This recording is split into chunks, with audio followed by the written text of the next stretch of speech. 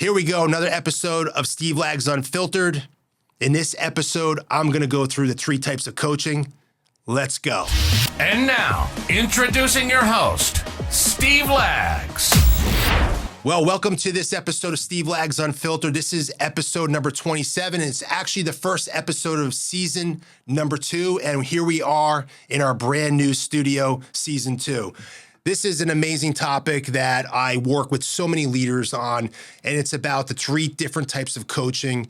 And I'm going to walk through each coaching opportunity, what the purpose of it is, the timing of that coaching opportunity, and also the place where you should be having that coaching opportunity. So many leaders struggle with coaching their employees effectively and making sure that you get the desired outcome. I'm going to give you the certainty, and I'm going to walk you through these different types of coaching opportunities. So there are 3 types of coaching opportunities. One is coaching to correct an employee. Another one is coaching to develop an employee. And the third is coaching to reinforce an employee. So let's walk through each of these one by one, and I'm going to go through the purpose, the timing, and the place of each one of them. Now, first one is coaching to correct. So when we want to coach somebody to correct, in that particular example, we want to change a behavior, a negative behavior, fix a problem. Something's happening with that employee. They're doing something, and we need to immediately correct it. So the timing of this is going to be immediate, but very importantly, the place is going to be private. When we're coaching to correct an employee, this is not something we're going to make a public example of in front of all the employees in the organization or the team members in a particular department or team. We're going to pull them aside discreetly, and we're going to have a conversation. So what are some examples of a negative behavior? Well, let's say that we're working in a warehouse, we're at a job site, and there's a safety violation.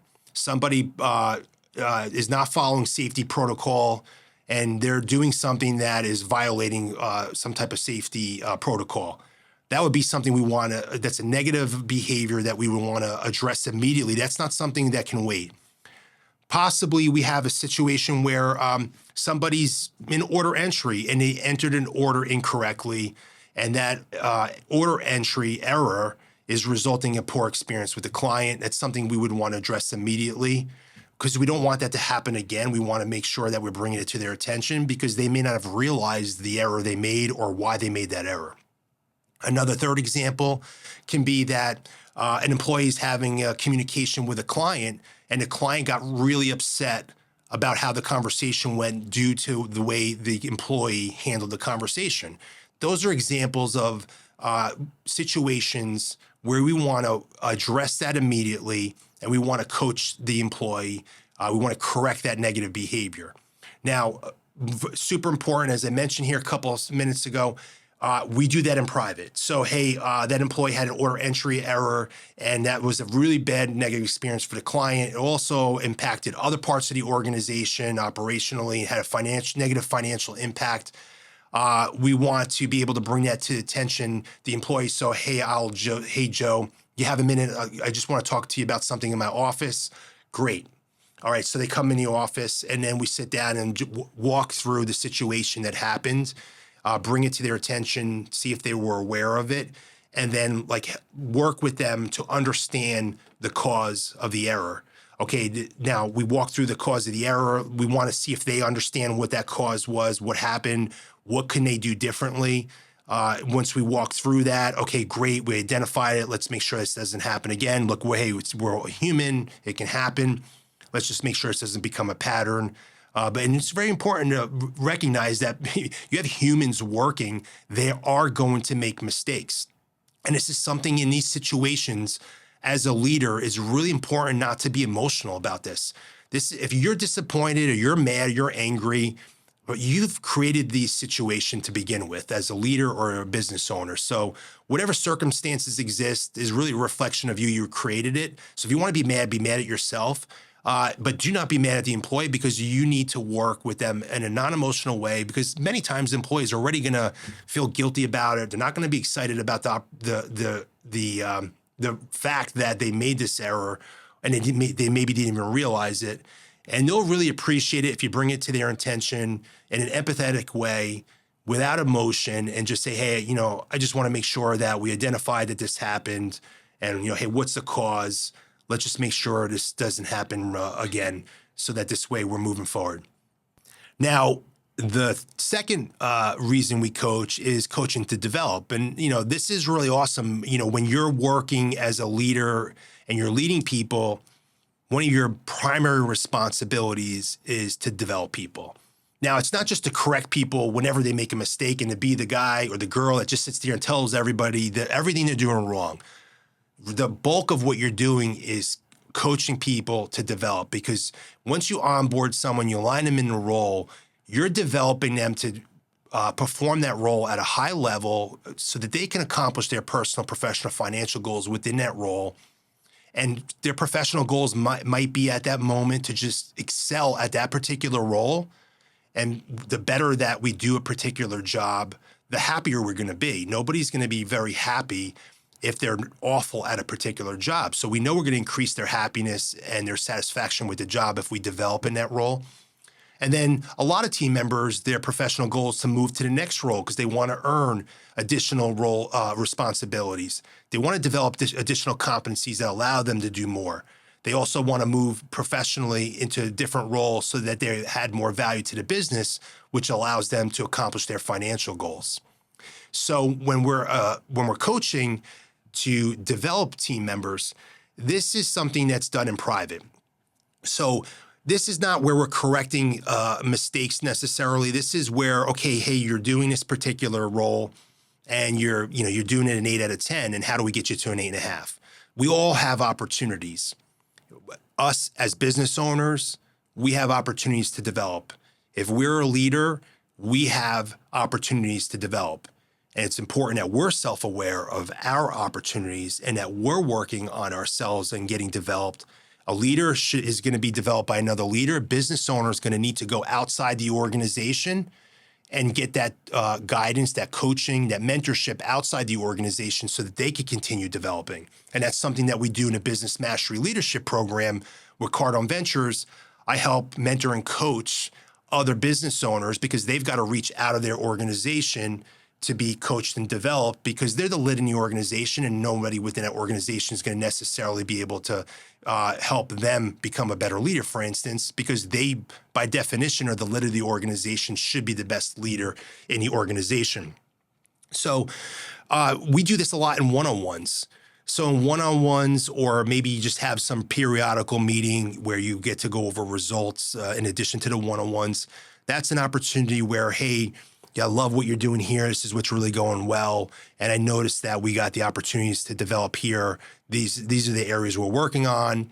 And we're having a conversation about it. And we really are working a development plan for the employees also, because they've also are going to be able to be self-aware of their opportunities and be intentionally working to develop.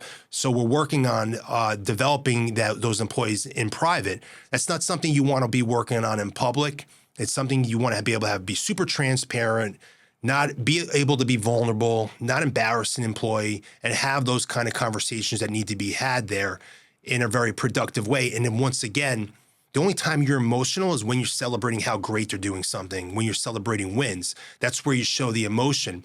But if you're disappointed in a particular employee and they're not developing fast enough, you don't show the disappointment in that meeting. You've got to be able to show them that you really care. You're going to work alongside them. You're going to hold them accountable to doing the things they need to do. And we all need an accountability partner. That's your job as a leader to provide that accountability. But again, you're doing this without emotion. And I would say emotion, it could be verbal tone. I work with leaders. It doesn't have to be what you say. It doesn't have to be the words. It could be how you say the words. It could be the expressions you're making. It could be your body language. It could be the look on your face. So you got to remember how you communicate to them during this. They're going to read it. It's not just about the words you're saying. It's how you're saying it and how you look and how you're sitting, your facial expressions. And you got to understand everyone develops at different speeds. There are going to be people that are going to develop really fast and you're like so amazed about it. And there are going to be people that develop extremely slow and need more time. and everybody's unique and different. And you've got to accept that fact, and it's a process. When you're developing people, it's not going to be an event where, hey, I told them how to do something one time and next week it just happened and now all of a sudden they're so much better. They just got to get a little bit better every day and making sure that you're aligning them getting better with what they really want to accomplish in life. And if you align their life, their personal, professional, financial goals with the work they're doing, you'll be able to do that. Now, the third opportunity to coach is to coach and reinforce. And really, this is the most fun coaching that you can do. But I would say it's probably the most neglected coaching that most business owners and a lot of leaders actually do. And that's coaching to reinforce. Now, what is coaching to reinforce? Now, that's when you see something positive, a positive behavior, a positive result, an improvement. You want to recognize that. And the time you want to do that, you start immediately as soon as you see that. As soon as you recognize it or you realize it, you see it, this is where you want to reinforce that, because you want them to know that they're on the right track, that they're doing something that's great, or they're getting better, or they're starting to get it. And this is the only coaching that you do in public. And the reason why you do it in public, because you want to reinforce positive behavior within your whole entire organization. So if you're reinforcing, hey, you made 300 calls today on a sales floor, like in the sales floor, and you did a remarkable today. That was like one of the best sales call days we've ever had in the organization, and everybody hears it. You're promoting what really remarkable is to the entire team. But more importantly, you're uplifting that team member that did it, and you're not privately congratulating, you're congratulating them amongst all their peers. And whether it's conscious or subconscious or conscious, they're going to appreciate that even more. And not only that, but now you're going to get, that's going to feed off of it. Other employees are going to feed off of that because you just congratulated them and gave them positive reinforcement. But then the other team members that are really supportive are going to come over and pat that person on the back. Hey, that was amazing. I didn't realize you made 300 calls and that was one of the best days ever. It's so amazing that you did that. How'd you do that? And now it becomes contagious. So you're going to get more of that in the organization. And the person did a remarkable job. They really deserve it. You could do that in private as well. So when I reinforce positive behavior or positive results, I'll make sure I haven't always done this, but recently I realized I need to do it multiple times. So if I see someone doing a great job, I'm going to let them know they're doing a great job. But then I'm not going to just tell them one time, like, hey, you just hit some great numbers this last week. Really great job. I really appreciate it so much. Then later in the day, I'll see them again. Hey, did I tell you that you numbers were really great last week? And I really appreciate it. And I love what I'm seeing right now. They're going to be like, yeah, you told me. And I knew I told them. But the point is, I just want to reinforce it like multiple times when I'm seeing something really good, because I want to make sure they heard it and I really appreciate it. And it's good for me as a leader because I'm reminding myself of the fact that they're doing a great job. They're giving me some wins. And as a leader and a business owner, I love when my team members are giving me wins because it really energizes me. And I'm focusing more on the positive. I'm not focusing on the things that are not working. I'm focusing on what's working. And that's really helping me with my day. But more importantly, they're going to be able to hear it over and over again, not forget the fact that I did acknowledge them in case they didn't hear me the first time and I didn't do a good enough job of making sure they felt appreciated. Now, also, when you're reinforcing, you're coaching to reinforce, just be very careful about the words you use. Don't just throw around like amazing, remarkable, randomly. Was it really amazing or was it really good?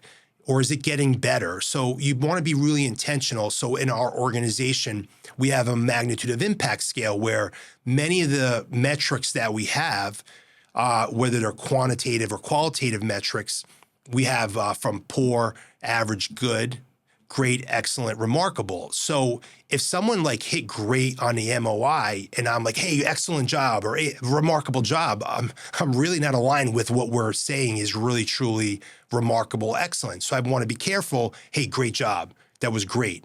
or good job. Like they've been average for a while now. They hit good. Hey, good job. Getting better. So that's another thing you could do, like getting better. Now you're starting to get it. You don't want it like, is it really excellent? Is it really remarkable? Like, you just be very intentional about the words, but be very positive and use positive words that are very intentional. So those are the 3 different types of coaching that we need to do. We need to coach to correct, we need to coach to develop, and we need to coach to reinforce. Now, all 3 of these have a purpose. They have a time to do it and a place to do it.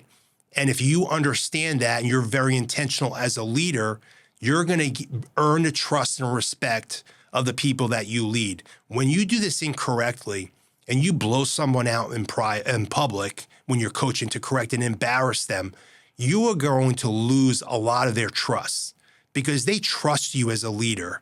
You'll build up trust as a leader. It takes a lot longer to build trust. You can lose trust in a 30-second conversation, but it could take you months to earn a trust from someone that you're leading. So you have to be super careful here.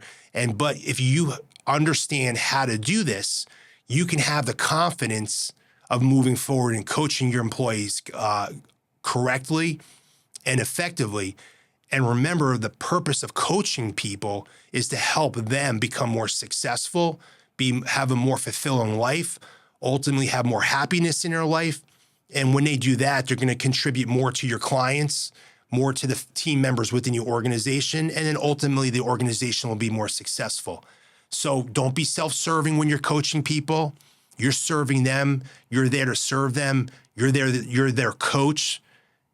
And if you go from a place of heart when you're coaching and they truly believe that you have their best interests at mind, they're going to be much more open to it than if you go through it where, hey, I'm with a selfish attitude just because they're making my job harder. Now I got to get them to correct this. So now this coaching topic is something we work on so much in the Business Mastery Leadership Program. I work one-on-one with different business owners. If this is something you need more assistance with, you can email me, steve@stevelags.com. Just put in a subject line coaching and a message what you're looking for, and I'll work with you one-on-one. We've got a program for that to help you become a more effective leader and improve your coaching skills for your team members. Remember, you're the lid of all the people that you lead, so you need to develop so that your team members can have a more prosperous and successful life. Hey guys, that's this episode of Steve Lags Unfiltered. Looking forward to seeing you on the next episode. That's all for today's Steve Lags Unfiltered Journey. Subscribe, rate, and leave a review to fuel your success journey. Also, be sure to listen to us on your favorite podcast channel or outlet. Stay tuned, stay unfiltered, and we'll catch you on the flip side.